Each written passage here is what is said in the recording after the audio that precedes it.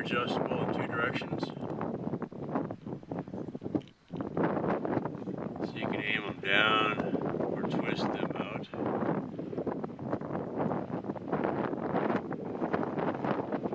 kind of aimed to cover the window and the walkway here. This one is straight down. Here's the sensor. There's an on-off right here, and you can adjust the panel. Okay, I kind of wanted to do an unboxing, but I already opened up one of these, so you get the idea.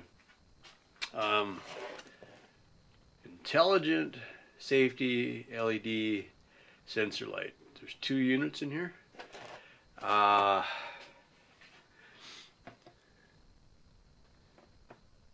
Unifun solar light, outdoor. Looks like patio, should be patio, yard light, garden, something. US-02.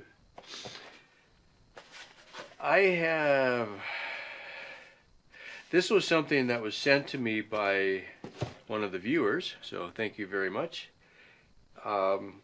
People want to stay anonymous, I guess. So, thank you. You know who you are. I'm going to try to look this up later, and what I'm thinking is I've got enough items that I use and can recommend that I've bought on Amazon, so I'm going to start putting together a little Amazon affiliate store. The idea there is I could just make a page with all the things I like. If you want to check it out, there'll be videos on some of them.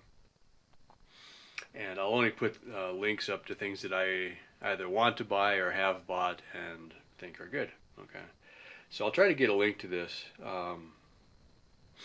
Cool. Anyway, so let me show you what it is. Now I'm going to grab a... This is a speed square. From here to here is 6 inches. Okay, so I'm just going to put that down there so you can kind of get a reference. Yeah, that works. Okay. I'm getting kind of a shadow in here, but you get the idea.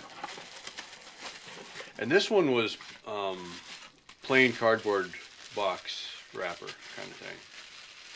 So it comes with some screws and a little key.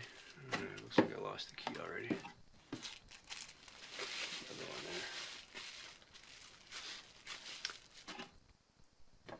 there. Oh no, I put it back in there. Good. All right. So let me show you how big this actually is, because you look at a picture, and if you've seen a light before, you think you know how big it is, and then this thing, the whole light is less than 6 inches, right? Yeah, so you get the idea. So here's the 6-inch mark. You can't really see that, but all right. So it's pretty small. So last night, without charging it, I set it up inside, set it on the windowsill so it was getting, I guess it got some sunlight.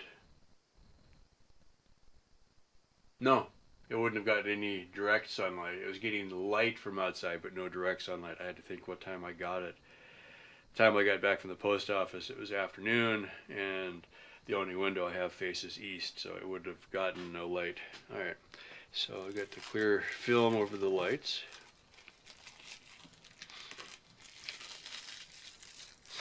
The way that I read the instructions on this, it's got basically 2 intensity levels, I guess would be the way to say it.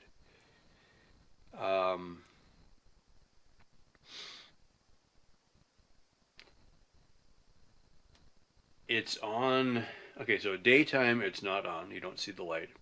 Once it gets dark, the light comes on and stays on dim like a normal security light, okay?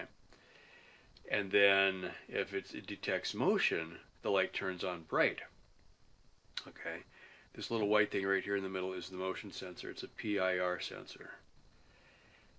So I had this sitting, at first I had it sitting on my desk, so it was facing the window, and then as it got dark, it came on, and it made a nice little, kind of a little, more than a night light. I had it so that it was shining down on my keyboard. I could totally see what I was doing without turning the lights on. So it was good for that. And I thought, well, let me see, because I was constantly moving just a little bit right in front of it. And so I think it was staying on bright. So I thought, well, I wanted to see if it would actually turn off completely or how that worked, because I was reading the instructions and I don't know, the Chinese is kind of spotty at best. So I put it in the back room in the tinker shed shop. So I put it in the back room in the tinker shop up on the shelf, and as I walked away from it, about 30 seconds later, it got dim, and so I could look back. I could still see it was on, but it was fairly dim, and then every time I walked back to the tinker shop, then the light came on bright, which now makes me think I want to get something like these for inside, but they wouldn't get any solar light, so I'd have to change that a little bit. But I love the idea of motion control lighting, so when you walk into a room, a light comes on. Even if you still have to reach for the light switch to turn a bright light on, if a dim light comes on so that you can see what you're getting, that's pretty handy. So anyway, so first thing this morning, I've got one mounted on the east wall, and the way I set it up, the panel I aimed towards southeast so it'll get as much light as possible. And then I'm going to mount another one on the outside west wall because I've got doors on the east and the west. And I'm going to use these for just outside my doorway, so when I walk out, the light will come on. And the one to the west, I'm going to aim toward the generator and the battery box. And that way that area has some light on it. The issue, I'm kind of torn on this. I prefer not to have a lot of lights outside because I don't want to attract a bunch of bugs. And that's the issue here, is if there's a light, it'll be every bug imaginable. Even my little ground solar lights, those little ones you stick in the ground, I've walked outside in the dark a few times, and you can see the ground around the light is dark from all the bugs on it. You know, it's just a cloud around every light. I'm the only light for half a mile, basically. So anyway, that's basically it, though. It's got, on this side, there's 2 holes, or slots.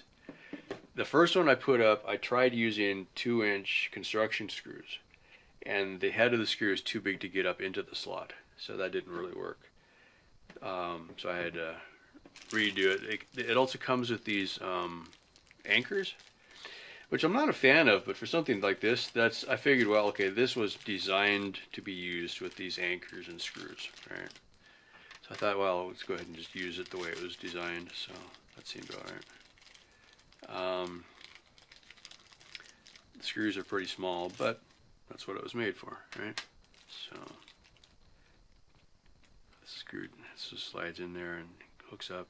And the trick there is just adjust the length of the screw when you put it in so that it's a good fit.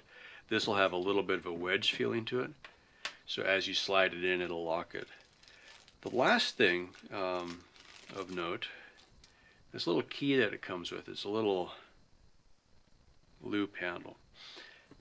Right above the PIR, or yeah, behind the PIR sensor right here, it's labeled on off, but you can't really see it.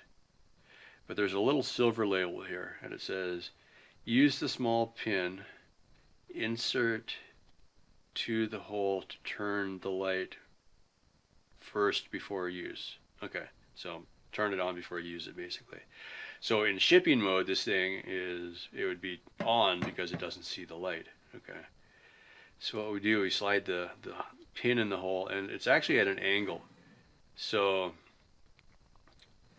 if you see the angle there, that's the angle that the pin goes in. I tried to push it the wrong way and nothing happened. So get it in there and then just click it once. Okay, that should turn it on. And if you cover up the solar panels, the light comes on. So that's how it senses the light. It uses, is there light hitting the panel? If there's light hitting, don't turn on. Okay, so that's how you know it's working.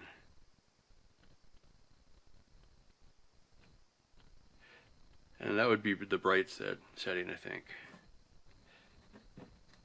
Now it doesn't seem like much, but compared to your basic solar yard light, or those little push-in ones for your $1 that you get at Walmart, this puts out a pretty good amount of light. When I walked into my 12-foot by 12-foot tinker shop, this lit it up well enough that I could totally see where I was going. I wasn't stumbling over things. Okay, it's not like a light bulb, but it's pretty good. The other thing I thought was interesting is this sensor. It picked up me moving in the front of the house from the back. It obviously had to have line of sight, so if I walked in a spot that it could see through the doorway. So the house is about 35, 36 feet long, so easily 30 feet it was seeing me and then kicking the light on. Okay, so I'm going to be testing the ones now when I mount them outside. I'll have to wait till tonight, and I'll just see where it sees me at. I might have to play with this a little bit because you can't adjust the sensor, and the sensor is on the part that mounts to the wall, so it would mount like this. And so the sensor, I don't know what its field of view is going to be, so I suspect I'm going to have to come out the door a little bit and then the light will come on, that kind of a thing. For me personally, I don't have an issue of people coming out here. You know, I'm pretty far off the road, especially since I don't have lights turned on all the time. Nobody knows I'm really here, right? And it's a good little trek off the road. I mean, half a mile or something like that. So I don't have random people just showing up. So I don't really feel like I need a security light. But this, I think, you know, I was thinking about putting some lights up, and it just worked out that these showed up in my mailbox. So yay, thank you. It's just, you know, nice to have a light outside the door. You know, now with me working in El Paso, when I come home, it's pretty dark sometimes, usually. So I'm going to be coming home in the dark, and it would be just really nice if a light turned on when I got home so I could find the door. That would be great. Okay, that's basically it. So this end has the slotted keys. It'll mount like this. You'll tip the panel up and then rotate these lights in any direction that you want. And that's it. Pretty cool. I like the idea that it's self-contained. You know, this would be great for people like me off-grid. Or if you had a shed, you know, say for instance you had one of those sheds that you can buy and you put it out in the backyard and you just wanted to put a light out there but you didn't have electricity out there, this is perfect. You know, you just have something that you can hook it up to the wall, or you could hook it up to a post and you could put light and you'd be set. If you had, you know, your back patio, you might be able to put a couple of these up and light the area so you could sit out in the evening, that kind of a thing. Cool. Yeah, I think that covers it. As always, thanks for watching. If you like the video, go ahead and click like and subscribe. Click that notify bell. And there will be a link in the description under this video for my contact me page, and I think I'm going to add a new page just for all the affiliate things. A quick word on affiliates. Think of it as I did the work to advertise for, in this case, Amazon. Amazon will give me a small, like a commission for me doing the work of advertising for them if somebody buys this light. If nobody buys the light, I'll never get any money. Okay. You clicking on my link gives me credit for sending the sale, but it doesn't cost you any more. I used to have issues with that. It's like, personally, I would not, I was like, if somebody wants to recommend something, great, but I hated the idea of somebody recommending it for money. So I get that. If you have an issue with that, I understand. But since my goal is to become a full-time YouTuber and not to have to keep doing the job that I'm doing, I'm finally now in November 2019. This is the first month that I'm going to start actually earning money from YouTube. I joined the YouTube Partner Program. I'm going to get some money for everybody who watches this video because of the other advertisers that are advertising on my video. All right. So, with that said, it's like watching TV. You watch TV, there's ads on TV. Somebody's paying for your TV. TV isn't free, it's just you don't pay for the TV. Now you pay for cable, so you're getting it both ways. You're paying for cable and you're watching the ads. I don't have TV. I don't worry about that too much anymore. Alright, I think I've talked about that too much. Anyway, so from this point on, any links or any descriptions of videos and products and stuff probably will have some kind of an affiliate tied to it. So, on the other hand, I still have a soul. If it's no good, I'll either say it's no good or I just won't review it. And it'll be simple like that. Cool. Alright, well, thanks for watching. Bye for now.